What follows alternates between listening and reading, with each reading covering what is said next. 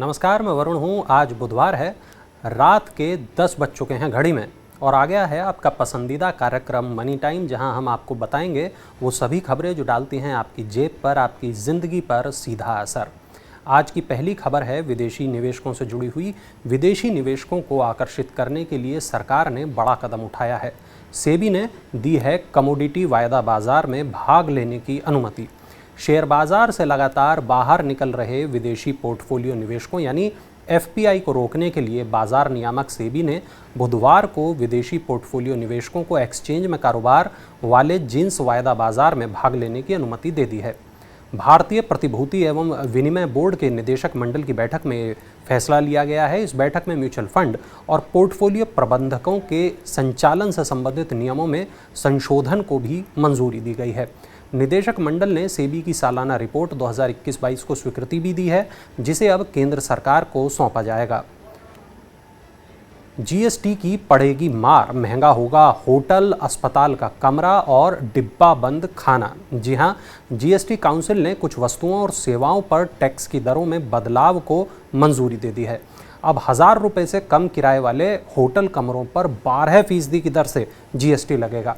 अभी तक इस पर कोई कर नहीं लगता था। इसके साथ ही अस्पताल में भर्ती मरीजों के लिए 5000 रुपये से ज़्यादा किराए वाले कमरों पर 5% जीएसटी लगेगा। डाकघर सेवाओं पर अब जीएसटी देना होगा। इसके साथ ही दही, पनीर, शहद, मांस और मछली जैसे डिब्बा बंद और लेबल युक्त या ब्रांडेड फूड आइटम्स भी महंगे हो जाएंगे। ऐसा इसलिए क्योंकि इन खाद्य पदार्थों पर जीएसटी से मिलने वाली छूट को समाप्त करने का फैसला लिया गया है।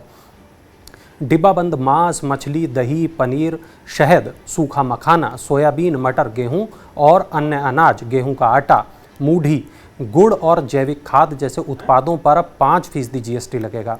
इतना ही नहीं, अब आपको चेक जारी करने के एवज में बैंकों की तरफ से लिए जाने वाले शुल्क पर भी 18% जीएसटी देना पड़ेगा।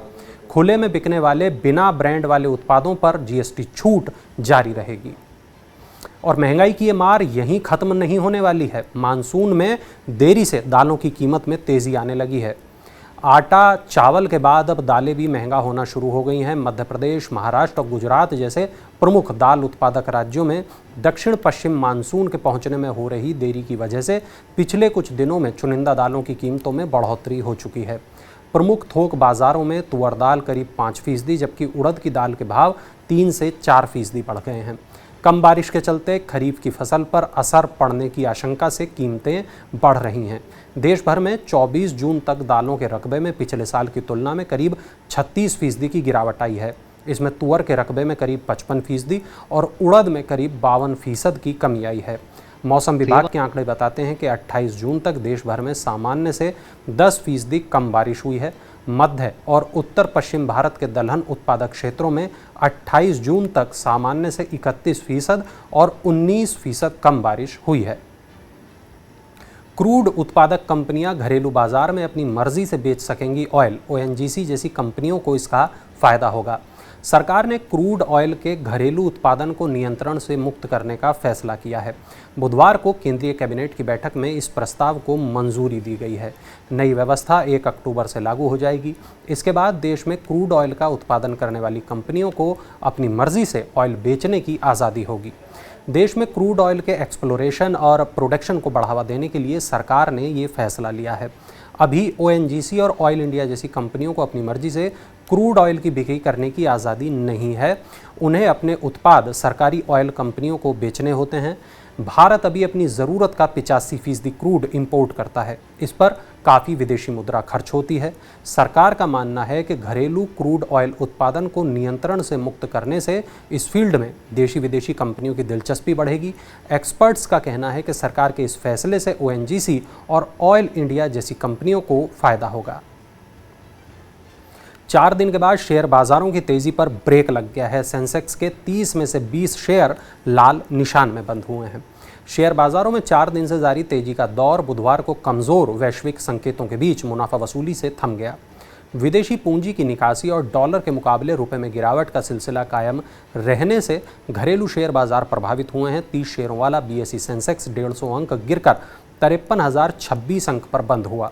नेशनल स्टॉक एक्सचेंज का निफ्टी भी 51 अंकों की गिरावट के साथ 15,799 अंक पर बंद हुआ। निफ्टी में 50 में से 34 शेयर नुकसान में रहे, जबकि सेंसेक्स में शामिल 30 में से 20 शेयर लाल निशान में बंद हुए। एशिया के अन्य बाजारों में जापान का निक्की, चीन का शंघाई कंपोजिट, साउथ कोरिया का कॉस्पी और हांगकांग के हैंगसेंग में गिरावट दर्ज की गई। 1 जुलाई से फिर बढ़ सकते हैं स्टील के दाम। JSPL ने इसकी चेतावनी दी है। हाल ही में स्टील की कीमतों में शुरू हुई गिरावट अब थमने वाली है।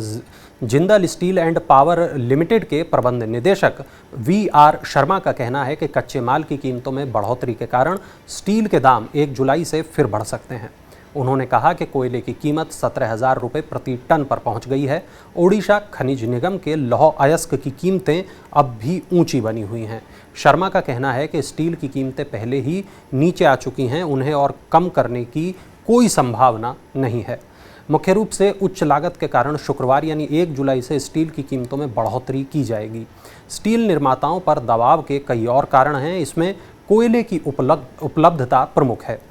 कोयले की आपूर्ति के लिए रैक भी उपलब्ध नहीं है, क्योंकि उनमें से ज़्यादातर का बिजली क्षेत्र के लिए इस्तेमाल किया जा रहा है। सड़क पर मिलेगी अब आपको एक्स्ट्रा सेफ्टी। 1 अक्टूबर से अनिवार्य होंगे टायरों से जुड़े नए नियम।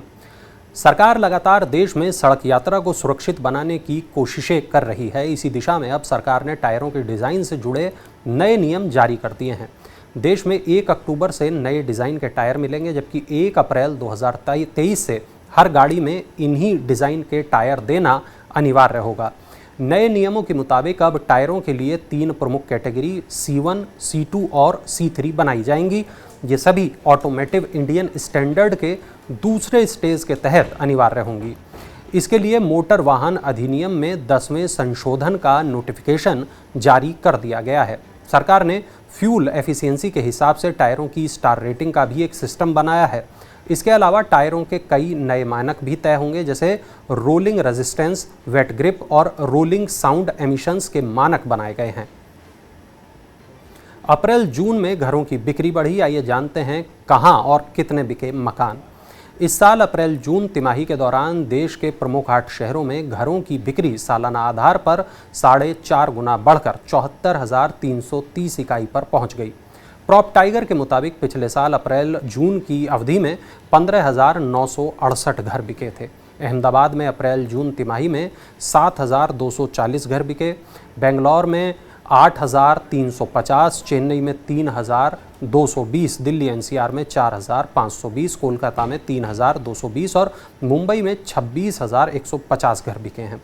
पुणे में अप्रैल जून तिमाही के दौरान 13,720 घरों की बिक्री हुई है। ट्विटर को दी है सरकार ने चेतावनी, 4 जुलाई तक नहीं किया ये काम तो बढ़ जाएगी मुश्किल।